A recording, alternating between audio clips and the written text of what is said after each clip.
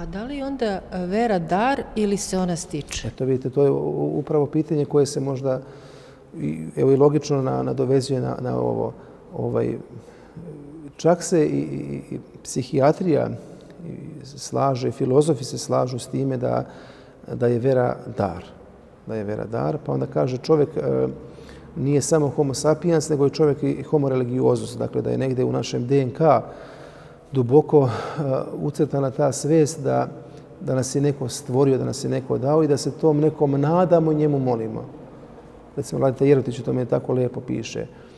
Ali se s druge strane ne može ni odbaciti ni ovo da je vera stečena u smislu, recimo, eto sad u ovom vremenu koje je prohujalo iza nas, hvala Bogu, u tom vremenu komunizma, vidimo da su se mnogi odrekli svoje vere tako lako zarad ne znam čega.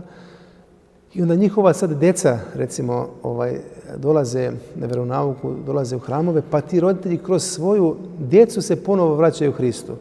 Dakle, vraćaju se toj urođenoj ili datoj veri. I opet to što sam malo pre rekla, dakle, mi da bi bili postali čvrsti u veri, mi moramo da se nateramo na to, dakle, moramo da se nateramo na molitvu. Nije lako nedjeljom, to znaju svi koji idu redovno na bogosluženja, nije uvijek lako ustati nedjeljom, pa poraniti, pa doći u hram, pa stajati na hramu kad te bole noge i ruke i sve to, pa ne možda slušaš nikoga da vidiš. A onda kako se liturgija bliži kraju, kako se pričešćujemo, izlazimo iz hrama potpuno preobražene ljudi.